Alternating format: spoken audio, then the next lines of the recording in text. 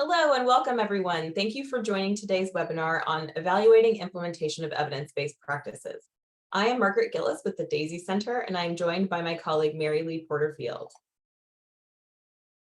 What we hope to accomplish today is to increase participants' understanding of basic evaluation principles related to evaluating practice implementation, as well as various methods for collecting data and the advantages and limitations of such methods. In addition, we hope to increase participants' understanding of strategies for summarizing data on practice implementation for different purposes and considerations for developing an analysis plan. We have divided the agenda into 3 sections: what we are measuring and why, how are we measuring, and what do we do with all this data? Let's get started with what we are measuring and why. What we are measuring is practices. You may be familiar with this visual depiction of the DAISY ECTA system framework. The part we're focusing on here is the middle box, implementation of evidence-based practices. We know that we have to have a strong infrastructure to support implementation of practices. It is the practices implemented as intended over time that yield good outcomes for children and families. So what's the definition of practices?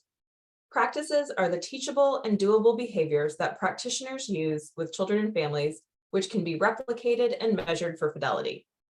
The practice needs to be clearly defined in order to be measured.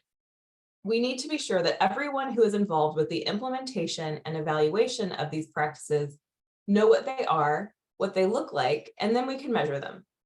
Some examples of evidence-based practices that are being implemented in states are pyramid model, DEC recommended practices, coaching in natural learning environments, or the Sheldon and Rush model, and routines-based intervention, the McWilliam model. Let's continue with a couple more definitions.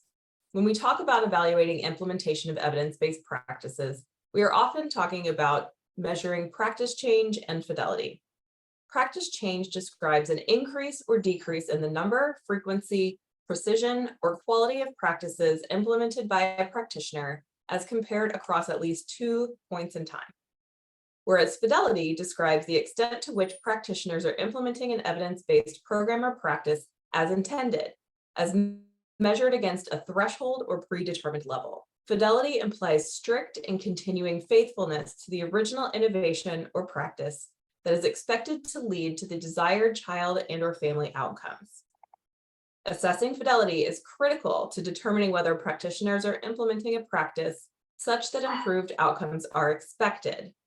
For the ESSIP, the goal is for all practitioners to implement an evidence-based practice at or above the fidelity threshold, indicating high-quality implementation of practice.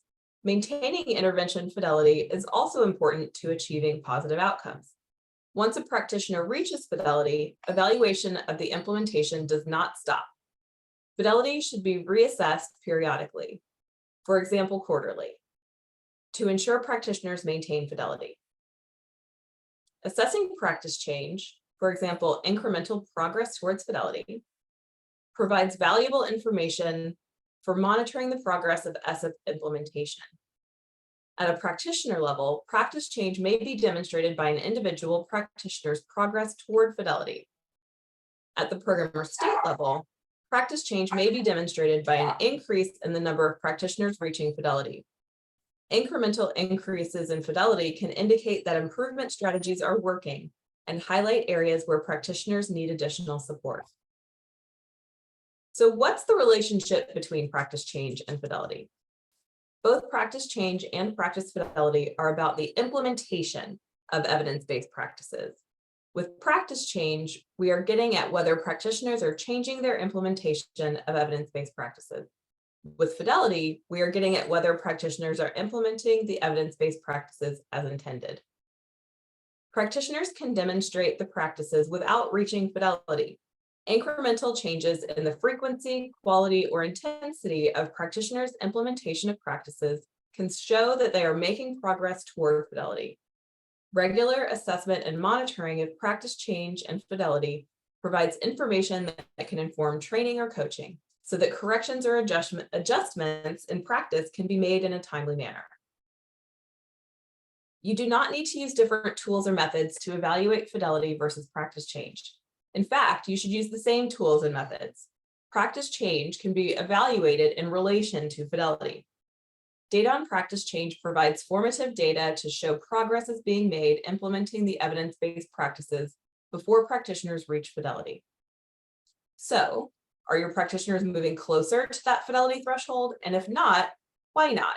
And what issues or challenges may need to be addressed? Why is it important to measure practice change and practice fidelity? Firstly, we need to ensure practices are implemented in such a way that improved outcomes are expected. Children and families do not benefit from programs or practices they don't receive. If evidence-based practices are not being implemented or are not being implemented well, then improved outcomes should not be expected.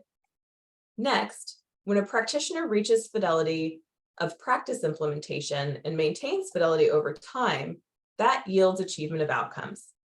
Just because a practitioner might change their practices doesn't necessarily lead to improved outcomes. So it's important to determine whether practitioners maintain fidelity over time. Additionally, measuring practice change and fidelity provides information for monitoring progress. Evaluating practice change is an interim measure of progress in implementing practices prior to the longer-term outcome of practitioners reaching fidelity. Now let's start thinking about the evaluation plan. The 4 key components of an evaluation plan are outcomes, evaluation questions, performance indicators, and measurement or data collection methods. A high-quality evaluation plan will have good alignment across these components. An outcome is the statement of the benefit or change you expect as a result of the completed activities. Outcomes can vary based on 2 dimensions. When you would expect the outcomes to occur, are your outcomes short-term, intermediate, or long-term? And the level at which you're defining your outcome. For example, state level, local program, practitioner, and child and family. Evaluation questions are the questions you want to learn and answer with the evaluation. Evaluation questions are usually focused on 2 main areas: process or implementation, such as how is it going? Are we effectively implementing our planned activities?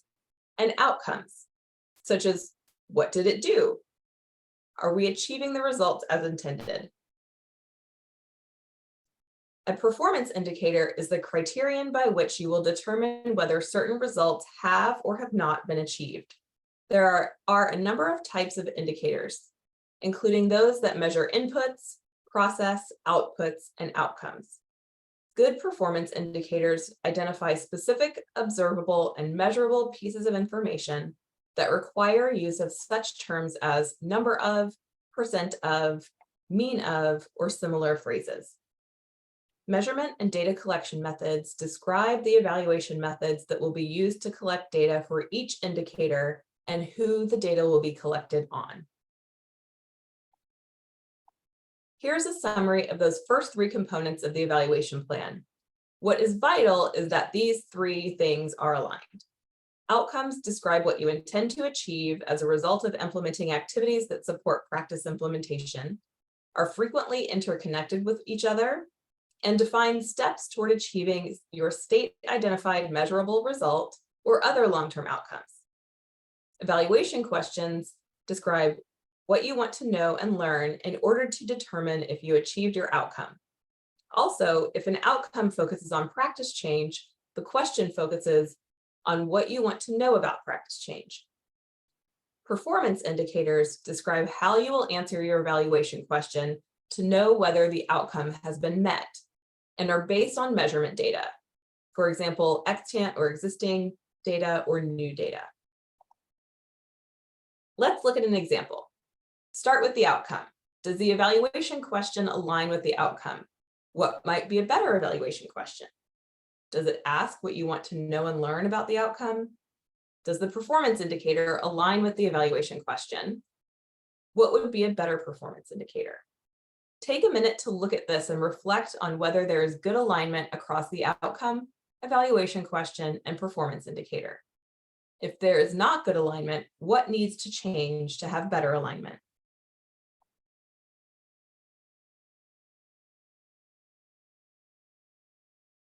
Looking at the outcome, this talks about practitioners' use of evidence-based practices, with use being the verb in the outcome. When we look at the evaluation question, this says, do providers know how to? Moving on to the performance indicator, here we see providers completed training on. So the outcome is about use, the question is about knowledge, and the performance indicator is about completion of training. These are not aligned. Now we see how it would look if the evaluation question and performance indicator were aligned with the outcome. Now each addresses providers' use of evidence-based practices.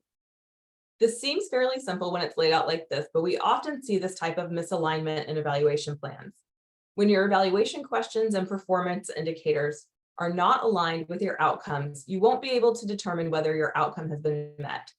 When you're developing or reviewing your evaluation plans, take a close look at the language used in the outcomes, evaluation questions, and performance indicators to make sure your performance indicators will answer your evaluation questions in order to determine if your outcome has been met. To summarize the key takeaways from this first section, practices are behaviors, not knowledge, self-efficacy, confidence, or something else. Remember, alignment is key. And use the same measures to evaluate practice change and practice fidelity, and you can look at change in practice to show movement toward fidelity. Now we're going to move on to think about how we are measuring. First, we need to define and operationalize evidence-based practices. As mentioned earlier, the practice needs to be clearly defined. This is a key piece of information that helps make sure that anyone who is implementing the practice, observing the practice, or rating the practice have the same understanding of what the practice is when they see it and are consistent in how they are identifying it. Practices that are not clearly defined and operationalized are not measurable. Some practices are clearly defined. They may have been defined by the model developer. For instance, Pyramid Model has clearly defined practices that are clearly operationalized in their materials and in their tools. If you are using a practice that does not have a tool or is not clearly defined, you might consider using something called a practice profile as a way to define and articulate what acceptable and non-acceptable practices look like. The National Implementation Research Network, or NIRN, has great resources on how to develop a practice profile.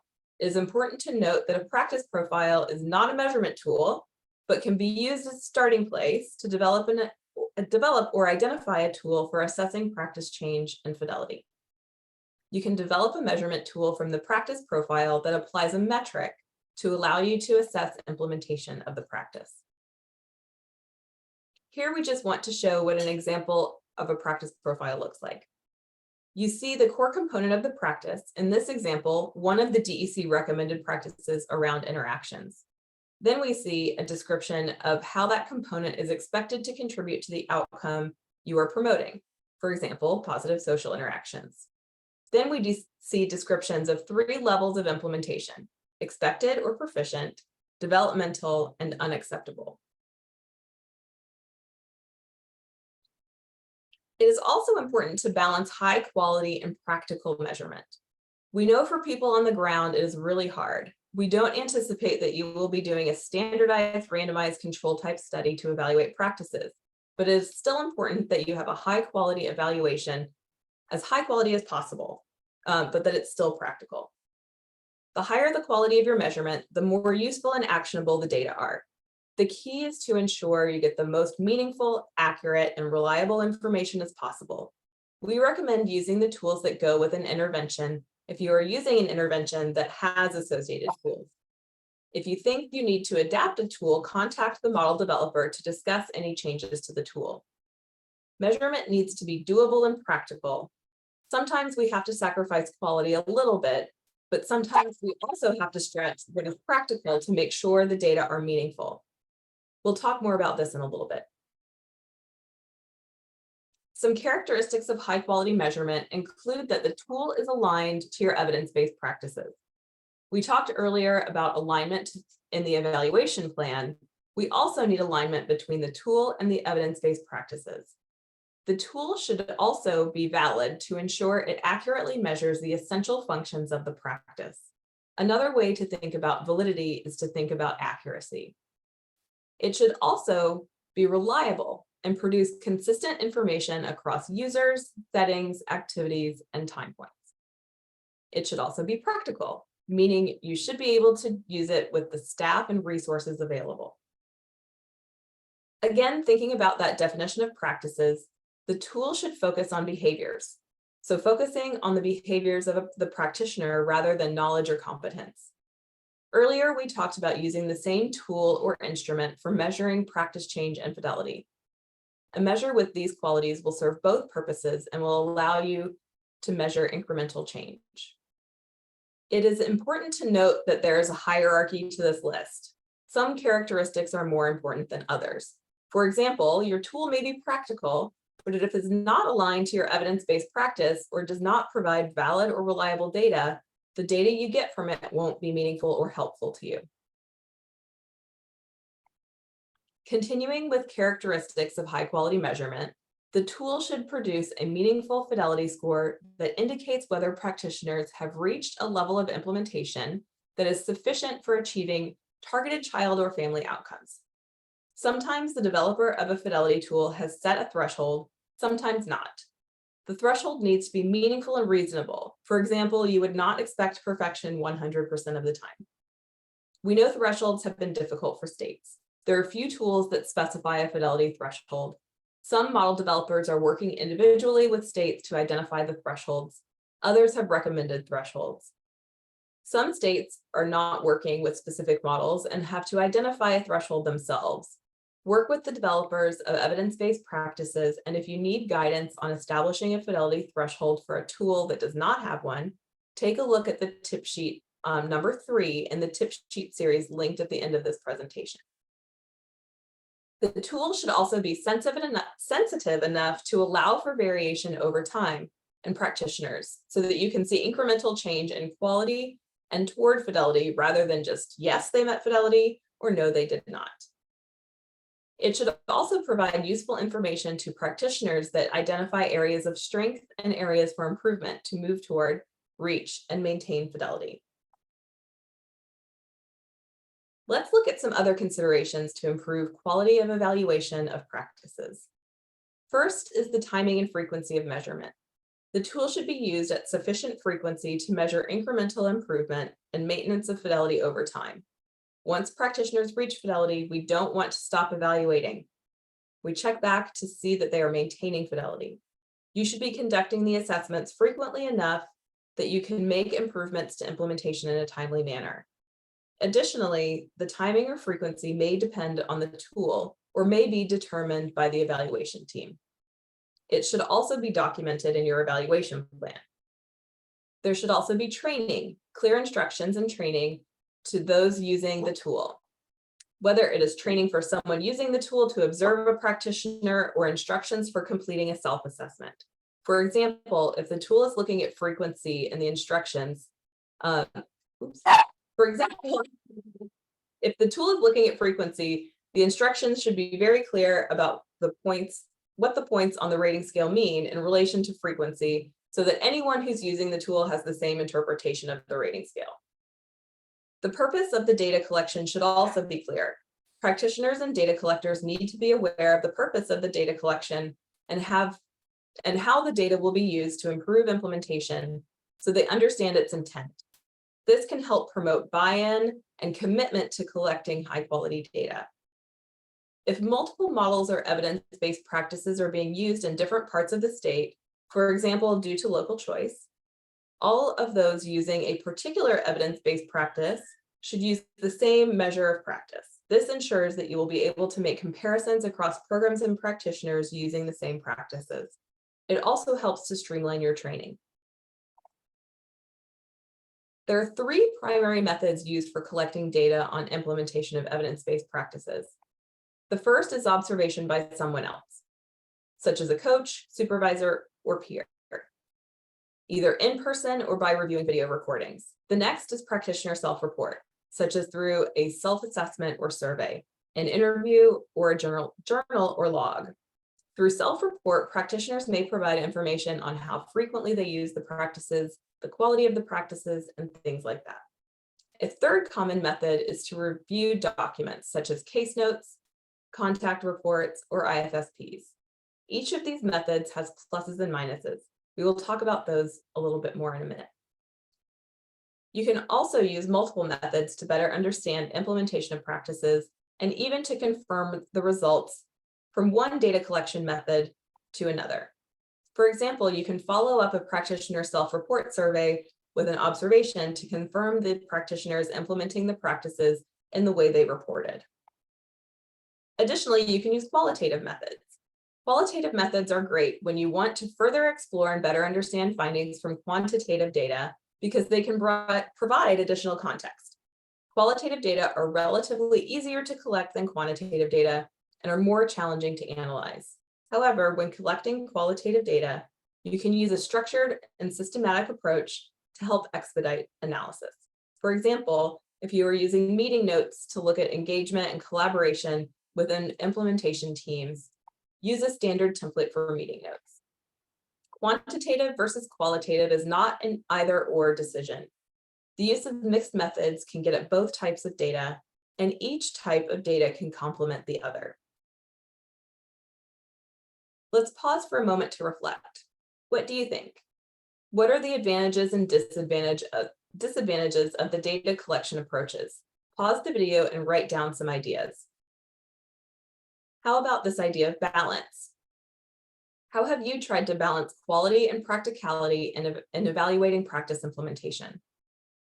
You might consider factors such as staff time, workloads, cost, etc. Again, pause the video and briefly write down your ideas. Here are some of the advantages and disadvantages we see, many of which you may have noted. Observation by someone else will give you the best information because it is seeing the actual practice rather than someone's reflection on what they do themselves or their documentation of what happened. We encourage you to try to build in some observation if at all possible. We'll talk a bit about why and also about how to make it happen. Observation can be in person, via real-time video, or recorded and viewed later. Observations via video recordings may reduce the influence of the observer, although the presence of the camera may have some influence as well. Using video recordings rather than real-time observations can help streamline use of resources and can also provide additional opportunities for professional development through self-reflection and coaching by viewing themselves. One limitation of video observations worth noting is that you may not be able to fully understand what is happening around the practitioner, as the video will have blind spots. Another is that if you just record a portion of the session rather than the entirety of the session, you may miss important context or evidence of the practice. Practitioner self-report can be fairly easy to collect, but may have bias, such as social bias if practitioners rate themselves according to how they are supposed to be implementing the practices, rather than how they are actually implementing the practices. In other cases, practitioners may be harsher on themselves and not give themselves credit for doing what they are actually doing. Document review may not capture all the information you need to understand how the practice is being implemented and the quality of that implementation. This may all seem overwhelming, so let's talk about how to make it practical. One way you can make observation more practical is to leverage existing processes and procedures, such as supervisors or coaches. Using supervisors, peers, or coaches is not just a way to evaluate practices. These options can improve implementation because they can provide additional support to practitioners to improve their practices. Another strategy is to start with existing tools, such as the Fidelity tools associated with your model and tools related to the DEC recommended practices. You may also be able to leverage tools other states have developed to measure the same practices you are implementing. If you don't have to develop a tool to assess practice implementation, you are steps ahead. The next strategy is to prioritize the practices to be evaluated. When we operationalize practices, we often see they are made up of multiple components.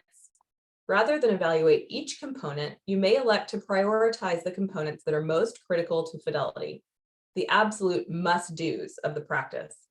This will help keep your evaluation tool manageable. Another way to make it practical is to start small. If you are using practitioner self-report survey to gather information on implementation of evidence-based practices, select a subgroup of programs or practitioners and conduct more intensive measures, such as observations, with them. Over time, you may be able to scale up the observation component of your evaluation. It is important not to sacrifice too much for practicality, but there are some ways you can build on what exists and start small and scale up to get high quality data about how practitioners are implementing evidence-based practices. To summarize, let's look at some key takeaways regarding how we are measuring. We're keeping with the theme of alignment, alignment, alignment. Just as you need alignment within your evaluation plan, you also need alignment between your evidence-based practices and the tools and methods you are using to measure them. Remember that practices are behaviors, not knowledge, self-efficacy, confidence, or something else. High-quality measurement will yield the most meaningful, useful data. Independent observation is more objective than practitioners' self-report, so try to build in some observation into your evaluation, even if just with a subgroup to start. And your data collection methods need to be practical so you can carry them out within your means. Now I'm going to pass the mic over to Mary Lee to talk about analysis and use of data. Thanks, Margaret, and hi, everybody. So we've talked about what we are measuring and how we are measuring. Now let's talk about what we're going to do with all this great data we have collected. Part of a high-quality evaluation is producing information that is going to be useful and actionable for decision makers. You want to be clear about the purposes of data analysis from the beginning of your analysis and even when you're planning your evaluation. Some things to think about include, what do you want to know from your data? And what information do decision makers at each system level need to have to improve practice implementation? This may include local, regional, or state levels. The type of decisions made at each level drives the evaluation questions and appropriate analysis. Here are some examples of evaluation questions at different system levels. On an individual practitioner level, the question may be whether the practitioner is implementing with fidelity. A coach or supervisor may be asking this question. If you work at a program level or with multiple practitioners, you may want to know, are the practitioners in that local program implementing the practice with fidelity? If your practice has multiple components, you might ask which components of the Fidelity tool show the greatest growth across practitioners or the least growth. In these examples, you are looking across practitioners within the program rather than at individual practitioners, and you might use that information to determine topics on which practitioners need more training or support. At the state level, a couple of examples of evaluation questions are practitioners within local programs implementing the practice with fidelity? And what percentage of programs meet a performance indicator for percentage of practitioners at fidelity? That last one has a lot packed into it, so we'll break it down on the next slide. So one strategy for producing actionable data is to aggregate your data. This is an example that shows how you might use individual practitioner scores on a fidelity assessment and rolling them up to different organizational units. On the left, we have a practitioner who did not reach fidelity based on the fidelity threshold for the tool. In the next column, at the program level, they rolled up the scores of all the practitioners in that program and learned that 72% of the practitioners in the program had reached fidelity.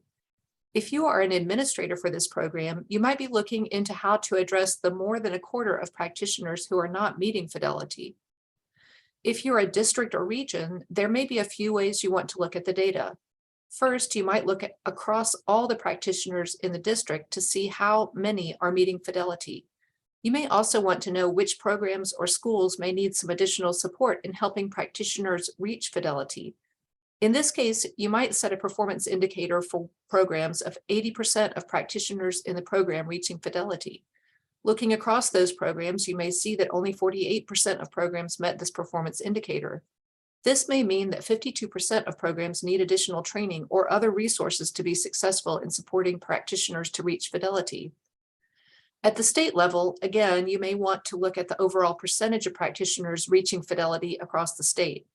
This may be a data point you present to your stakeholders or in your ESIP report. However, at the state level, this isn't a very actionable piece of information. This is because at the state level, you're not typically supporting individual practitioners.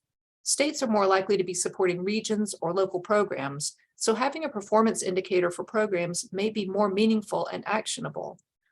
In this example, the state set a performance indicator of 80% of practitioners in the program meeting Fidelity, and we see that 55% of programs met that performance indicator.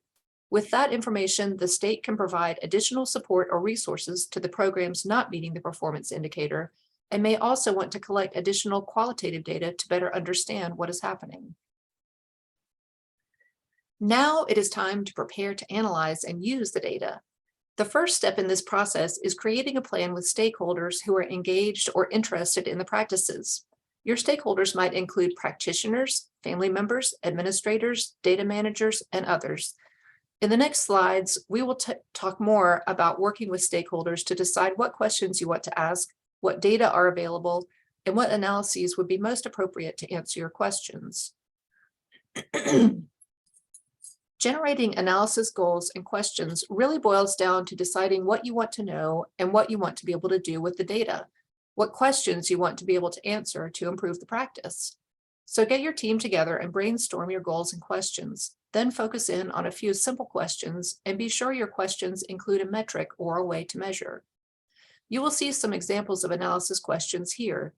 If you wondered whether practitioners were meeting the Fidelity threshold, you might ask the first question: what percentage of practitioners are meeting the Fidelity threshold? If you wondered whether practitioners were improving their implementation of the practice, you might ask the second question: do practitioner scores improve over time? The last two questions involve differences in practitioner scores by characteristics, such as which part of the state they are in, or in which case you might ask whether practitioner scores vary by region. Or you might wonder if some types of practitioners, OT, PT, SLP, were doing better than other types of practitioners, in which case you might ask whether there are differences in practitioner scores by practitioner discipline or role.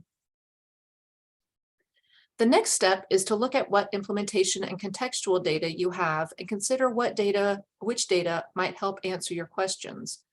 For general implementation questions, what data do you have on fidelity of implementation or practice change? Do you have access to scores by practice component, by individual practitioner, by region, or by program? Consider additional contextual data that can help you understand factors that may be influencing practitioner scores.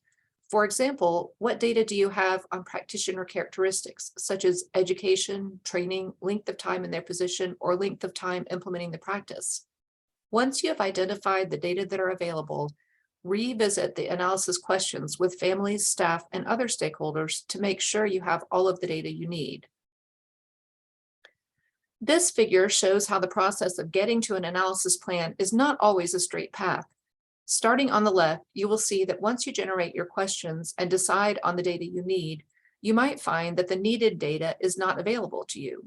At that point, you must make a decision, either to collect additional data or to revise your questions so they can be answered with the available data. Once you have the data you need to answer your question, then it is time to move to the next steps, determining the analysis approach and then conducting the analysis. Note that stakeholder engagement runs the length of this process, as stakeholders are important partners to engage at each step. Your analysis approach will depend on your analysis goals and questions. Look at practitioner scores at a single point of time if your question is whether the scores reached the fidelity threshold. If you are interested in practice change, that is whether scores are changing or improving over time, you must compare practitioner scores over at least 2 time points. Compare scores by practitioner or program characteristics if you are looking at variation in implementation. We have already discussed the questions you might pose about variation in implementation, and we wanted to revisit the topic here to emphasize how critical this type of analysis is to improving this and sustaining implementation. Disaggregating the data, that is, examining the data by smaller components, such as practitioner or program characteristics, and even practice components, as discussed earlier in this presentation, can help you answer questions about what is working for whom and under what conditions. For example, you might look at whether practitioners with more training on the practice score higher than those with less training, Or you might look at whether practitioners are scoring lower on some practice components and higher on other practice components. As you identify the factors that seem to be associated with lower scores, you can decide how best to support practitioners to improve, such as by deploying training or coaching supports. This approach can help you find variation in practice implementation, identify factors associated with that variation, and identify systemic inequities that may be contributing to that variation. Once you have created an analysis plan by generating analysis questions, identified all necessary data, and determining the analysis approach or method, it's time to carry out the plan. Our first consideration for conducting the analysis is to document each step of the process. This will help as you go to interpret the results and plan additional analyses. If you are not conducting the analyses yourself, request that the data analyst provide you with documentation of sample size, methods, and any limitations of the process. Next, with staff and other stakeholders, interpret the results. Then go back to your analysis goals and questions to see if the analysis met the goals. Conduct additional analyses to answer original questions if they are unanswered, or add to or revise the original questions. As you consider additional analyses, consider those that might be accomplished in the near term and those you might want to do later. Engage staff and other stakeholders in deciding how you will use the results to improve practice and how best to communicate the results. This can form the basis for continuous improvement cycles. Now we offer a few questions for you to reflect on as you consider the evidence-based practices in your program. Pause the video and make note of your responses. How are you using data on practice implementation? Who are you sharing that data with and how? How are you disaggregating the data to understand differences in implementation? Do local programs or sites have data on practice implementation? How are they using it? Are you collecting qualitative data, such as through interviews or focus groups, to better understand implementation? How are you analyzing and using those data? To wrap up, here are some key takeaways on data analysis and use. Remember that qualitative data can provide important context to bring quantitative data to life and help you understand what you are seeing in the quantitative data. Engaging stakeholders in decision-making around analysis and evaluation questions will help ensure your evaluation of practices is meaningful and useful. Here's that alignment again. Make sure you align your analysis to your evaluation questions to get the information you and your stakeholders need. Summarize data for different system levels so they are useful at all levels. And finally, document your analysis approach. This provides important context about the analyses and can also help ensure that you can replicate the process in the future. If you would like more information to support your evaluation of evidence-based practices, we recommend these 3 resources. The tip sheets on evaluating implementation of evidence-based practices include much of the information we covered, with some additional detail and resources. The Look, Think, Act Using Data for Program Improvement module provides guidance to support discussions about data and stakeholder engagement. It includes numerous other resources as well. Finally, Session 4 of the ECTA Learning Lab on Exploring Coaching for Practice Change includes additional examples of evaluation questions and data aggregation at different system levels. Thank you for joining us, and please reach out if you would like additional support related to your evaluation of evidence-based practices.